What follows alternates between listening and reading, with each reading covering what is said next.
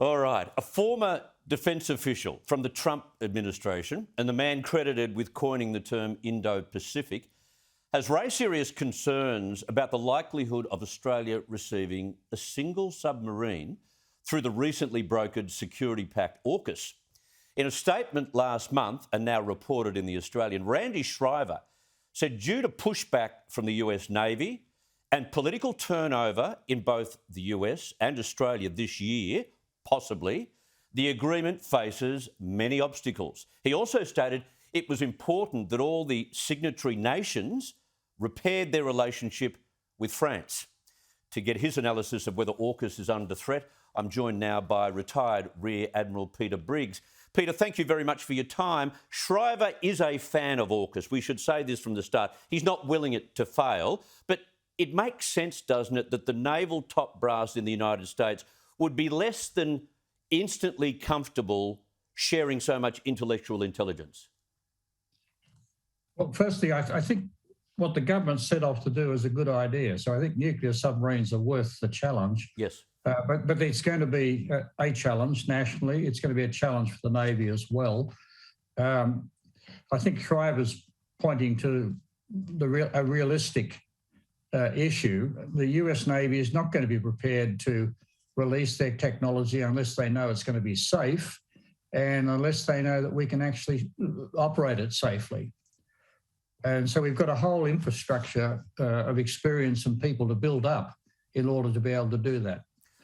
We can't be sure, can we, that a new Democratic president or a Labor government under Anthony Albanese would be overly eager to commit eternally and embrace a former, I guess, administration's Indo-Pacific pact. Nothing's certain, is it?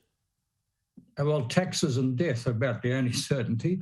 Yeah, nothing is certain, but you can look to the interests of the US in this situation. It's in their interest to have the most capable Australian submarine force that we can field, and that basically points to nuclear-powered submarines.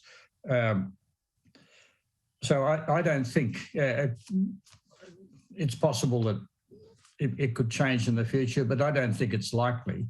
What is more a challenge is actually getting the training into our 300 or 400 of our best and brightest submarine personnel in order to be able to start this program and get it underway.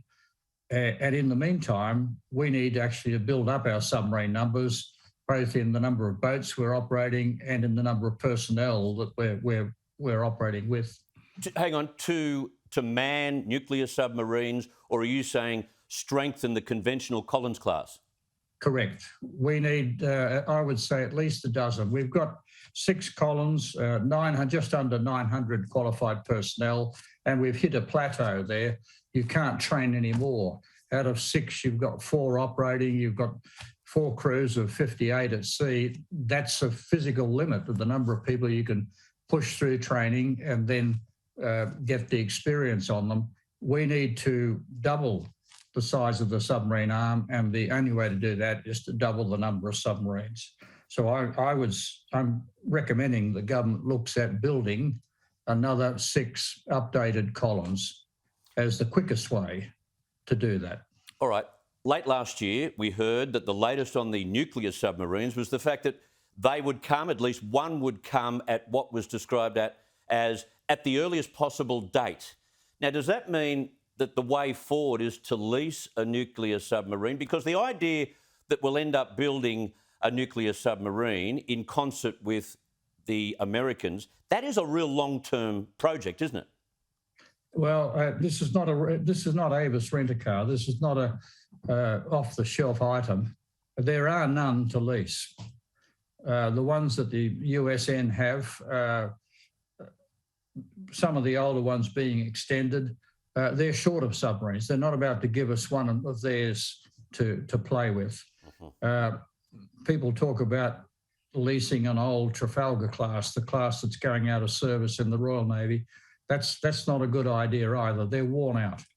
Their reactors are empty, and the submarines themselves have been run very hard. So there's no point in getting a a worn-out old Los Angeles or Trafalgar-class submarine, and it's spending its days alongside the wharf, eating our maintenance capacity. We need an operating submarine. That's the first point. The second is to operate it, to own it, you need an infrastructure of people to train the personnel, and you need a completely separate group of people who independently oversee that to make sure that everything is being done correctly.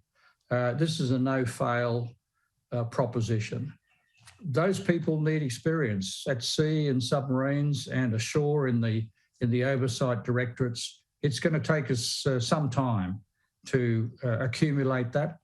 And there's no way you can simply, getting the submarine, which I say is not viable, but that's not really the most difficult step to my mind. The most difficult step to my mind is having Australians qualified to actually oversee, support and to operate them. Peter Briggs, I really do appreciate your commentary in this area. Thank you very much for your time. Good evening.